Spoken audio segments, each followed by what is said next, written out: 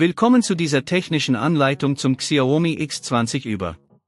Wir sind Kelatos Informática, Spezialisten für technische Reparaturen.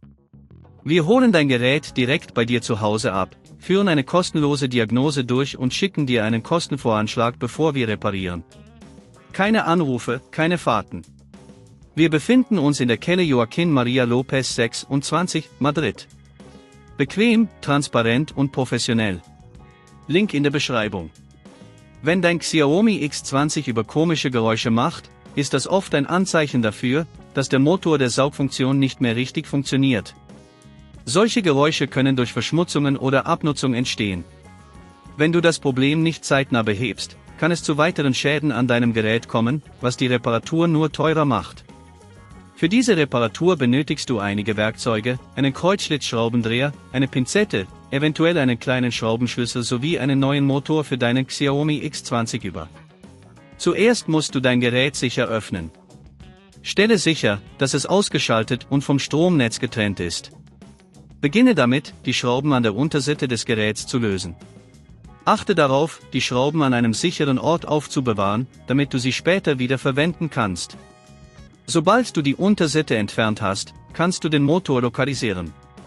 Der Motor befindet sich in der Nähe des Saugmechanismus und ist oft mit Kabeln verbunden. Du erkennst ihn an seiner Form und den Anschlüssen.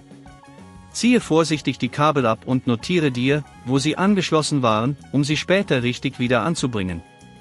Jetzt kannst du den alten Motor herausnehmen. Achte darauf, dass du keine anderen Komponenten beschädigst, während du ihn herausziehst. Bei der Montage des neuen Motors achte darauf, ihn in die gleiche Position zu setzen wie den alten und die Kabel wieder korrekt anzuschließen. Die Schrauben, die du zuvor entfernt hast, kommen nun wieder an ihren Platz. Ziehe sie fest, aber übertreibe es nicht, um die Teile nicht zu beschädigen. Wenn dir das an dieser Stelle zu kompliziert wird, denk daran, dass wir bei Kelatos dein Gerät zu Hause abholen und es dir repariert zurückschicken. Nachdem du alles wieder zusammengebaut hast, schalte das Gerät wieder ein und überprüfe, ob die komischen Geräusche verschwunden sind. Wenn alles funktioniert, hast du die Reparatur erfolgreich abgeschlossen. Um zu verhindern, dass der Motor erneut Probleme macht, empfehle ich, deine Xiaomi X20 Über regelmäßig zu reinigen und den Filter zu wechseln. Achte darauf, dass keine Fremdkörper in den Saugmechanismus gelangen.